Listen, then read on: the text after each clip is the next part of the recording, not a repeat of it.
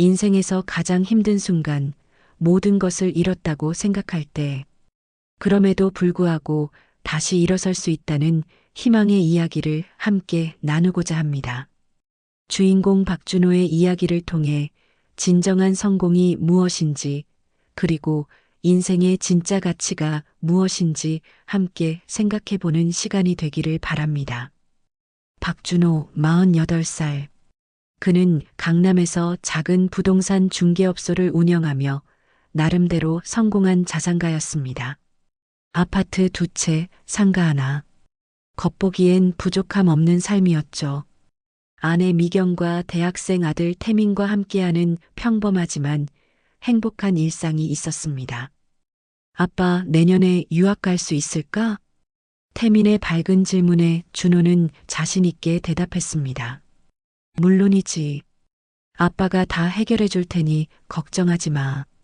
그때만 해도 준호는 자신의 미래를 의심하지 않았습니다. 하지만 인생은 정말 예측할 수 없는 것이었습니다. 2019년 가을, 운명을 바꾼 그 만남이 있었습니다. 골프장에서 만난 선배 김상호가 소개해준 한 남자.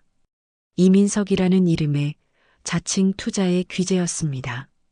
명품 시계를 차고 고급 외제차를 탄 채 화려한 성공담을 늘어놓는 그의 모습은 준호의 욕심을 자극하기에 충분했습니다. 형님, 제가 운용하는 펀드는 연 30% 수익률을 보장합니다. 이민석의 목소리는 달콤했습니다.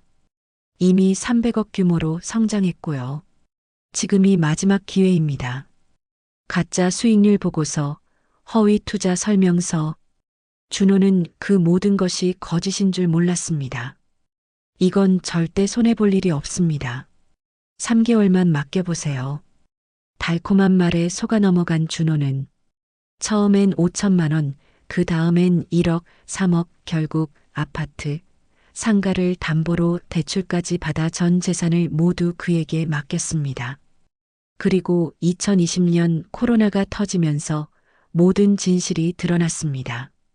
이민석은 폰지 사기를 벌이던 사기꾼이었고 준호의 돈은 흔적도 없이 사라져버렸습니다. 계좌는 텅 비었고 빚만 2억이 남았습니다. 당신이 다 망쳤어요. 아내 미경의 차가운 목소리가 준호의 가슴을 찔렀습니다. 이혼 서류를 내밀며 떠나는 아내. 아들 태민은 아르바이트를 하며 혼자 학비를 벌어야 했습니다.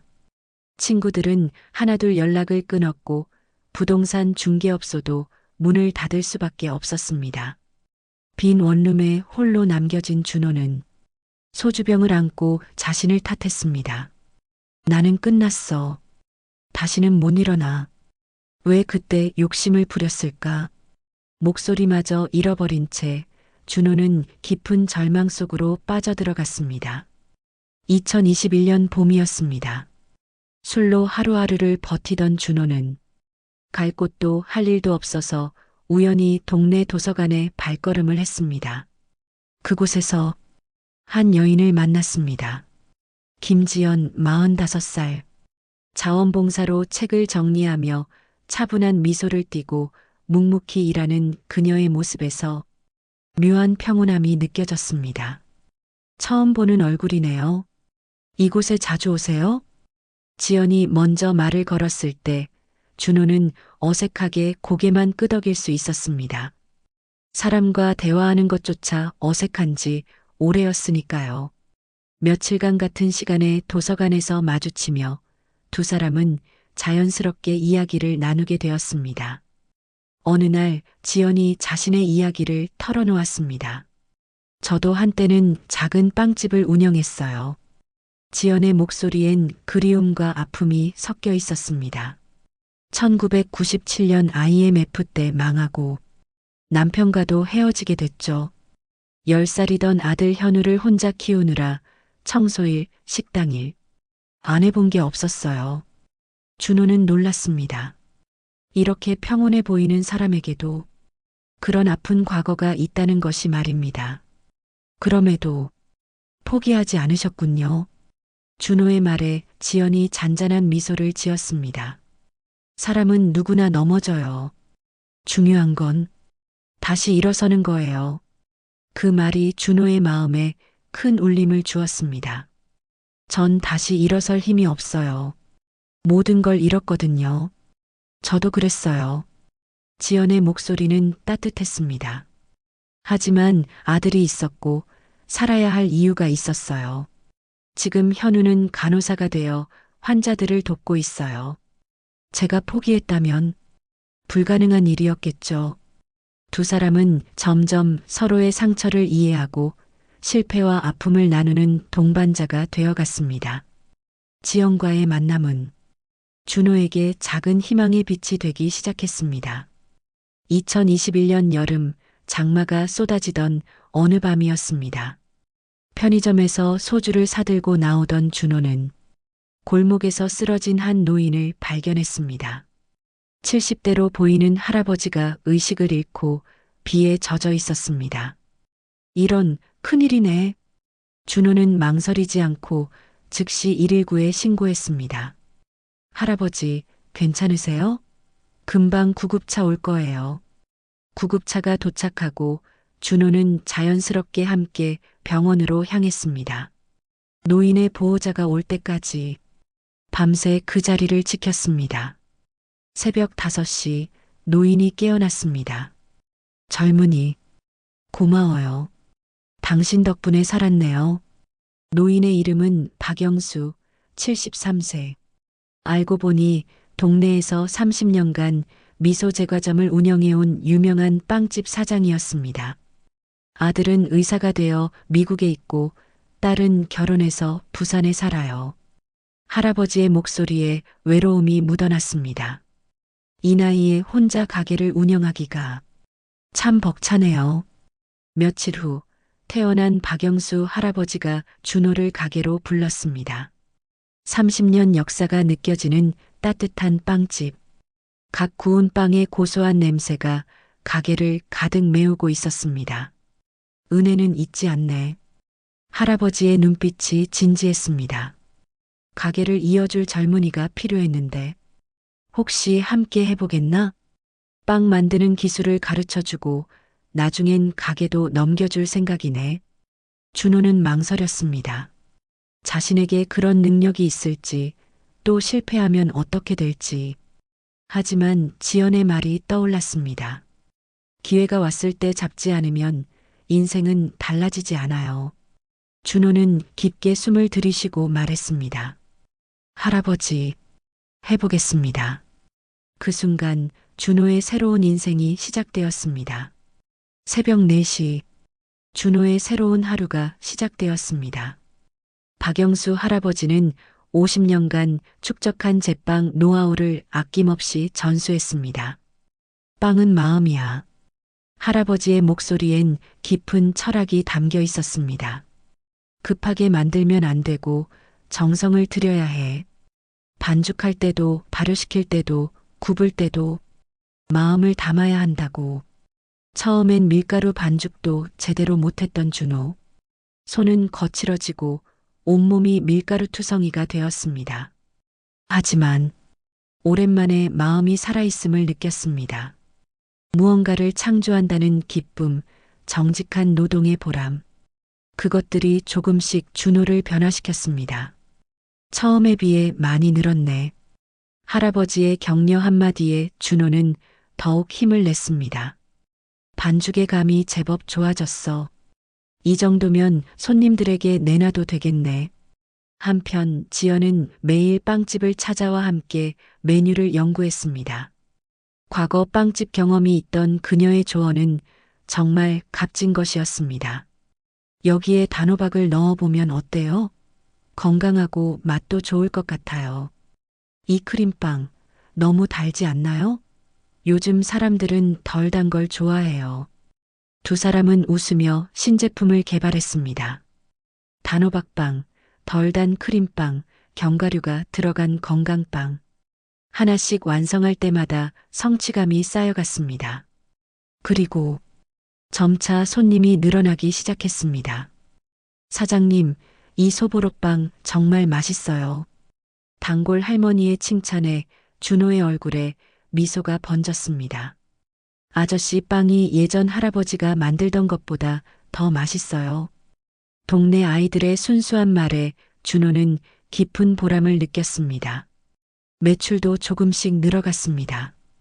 월 1,000만 원이던 매출이 1,500만 원으로 그리고 2천만 원으로 증가했습니다. 숫자로는 크지 않았지만 준호에겐 그것이 전부였습니다. 정직하게 성실하게 일해서 번 돈. 그 소중함을 이제는 알 수 있었습니다. 일에 몰두하며 지영과도 더 가까워진 준호. 두 사람은 서로의 상처를 이해하고 새로운 꿈을 함께 그려나갔습니다. 지연 씨, 고마워요. 당신 덕분에 다시 살 수 있게 됐어요. 준호 씨도 저에게 힘이 됐어요. 혼자서는 할 수 없었던 일들이죠. 두 사람의 사이엔 사랑이 싹트기 시작했습니다. 상처받은 두 영혼이 서로를 위로하며 찾은 진실한 사랑이었습니다. 1년이 지나고 빵집이 어느 정도 안정되던 어느 날, 예상치 못한 인물이 다시 나타났습니다. 사기꾼 이민석. 여전히 번지르르한 모습으로 말이죠. 준호 형님, 오랜만이네요. 그의 목소리는 여전히 달콤했습니다. 지금 정말 대박건이 있어요. 가상화폐 투자인데 이번엔 진짜입니다. 지난번은 제 실수였지만 또다시 시작된 달콤한 유혹. 3천만 원만 투자하면 한 달에 1,000만 원씩 벌 수 있어요. 빵집 몇 개는 더 차릴 수 있겠네요. 순간 준호의 마음이 흔들렸습니다. 정말 이번엔 다를까? 빵집 체인을 만들 수 있다면. 하지만 그때 새벽마다 반죽하며 흘린 땀방울들이 떠올랐습니다. 할아버지의 따뜻한 가르침, 지연의 변함없는 믿음, 그리고 손님들의 환한 미소. 준호는 고개를 저었습니다. 이민석 씨. 준호의 목소리는 단호했습니다. 나는 이제 땀 흘려번 돈의 소중함을 압니다. 하루 종일 반죽하고 새벽에 일어나 빵을 구우며 번 돈이 얼마나 귀한지 이제 알아요. 이민석의 얼굴이 굳었습니다. 다시는 당신 같은 사람에게 속지 않아요. 쉬운 길은 없습니다. 그렇게 고생하며 살 필요 없는데 기회는 지금뿐이에요. 고생이 아니라 보람이에요. 준호의 말에는 확신이 담겨 있었습니다. 떠나주세요. 그날 밤 준호는 완전히 과거의 자신을 떠나보냈습니다. 욕심에 눈멀어 모든 것을 잃었던 그 자신을. 이제는 정말 안녕이었습니다. 2023년 봄 빵집은 동네 명물이 되어 있었습니다. 정성 가득한 수제 빵집으로 지역 신문에도 소개되었고 SNS에서 입소문이 퍼져 멀리서도 손님들이 찾아왔습니다. 박영수 할아버지는 은퇴하며 가게를 준호에게 완전히 넘겨주었습니다. 자네가 이 가게를 더 발전시킬 거라 믿네. 할아버지의 믿음이 준호에게는 큰 힘이 되었습니다. 그리고 지연과 준호는 자연스럽게 부부의 인연을 맺었습니다.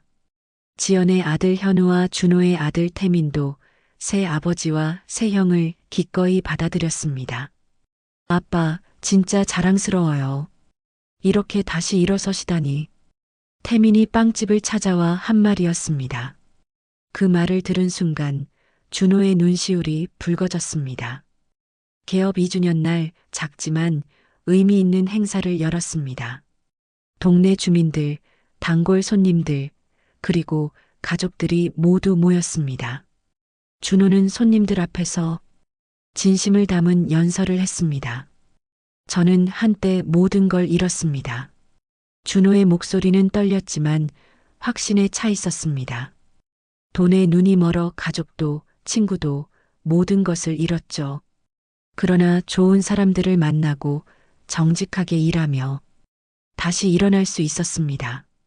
박수가 터져 나왔습니다. 여러분도 절대 포기하지 마세요. 인생은 언제든 새로 시작할 수 있습니다. 박수가 가게를 가득 채웠습니다.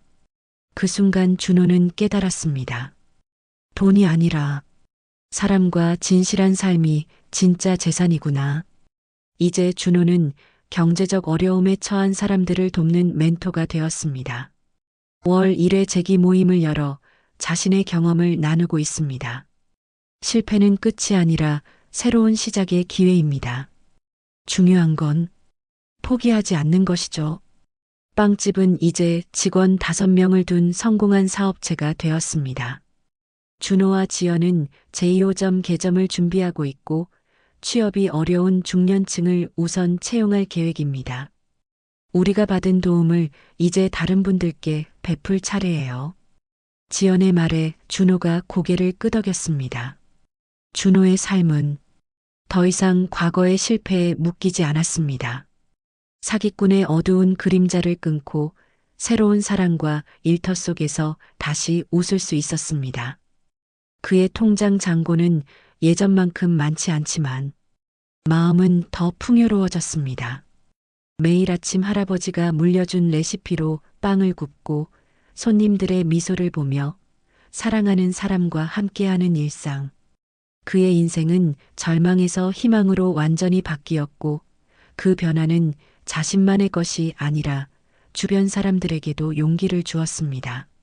한 사람의 인생에서 돈을 잃고 가족을 잃고 모든 것을 잃었다고 생각했던 순간에도 희망은 있었습니다. 좋은 사람들과의 만남, 정직한 노동의 기쁨, 그리고 다시 시작할 용기. 이 모든 것들이 준호에게 새로운 삶을 선물했습니다. 혹시 지금 어려운 시간을 보내고 계신 분이 있다면 기억해 주세요. 실패는 끝이 아니라 새로운 시작의 기회라는 것을, 그리고 인생은 언제든 다시 피어날 수 있다는 것을 말입니다. 마지막으로 이 말씀을 전하고 싶습니다. 돈을 잃으면 조금 잃는 것이고, 건강을 잃으면 많이 잃는 것이며, 희망을 잃으면 모든 것을 잃는 것입니다. 하지만 희망만은 언제든 다시 찾을 수 있습니다. 오늘 이야기가 여러분의 마음에 작은 희망의 씨앗이 되기를 바랍니다. 구독, 좋아요를 눌러주시면 영상 제작에 큰 힘이 됩니다. 다음 이야기로 찾아뵙겠습니다. 감사합니다.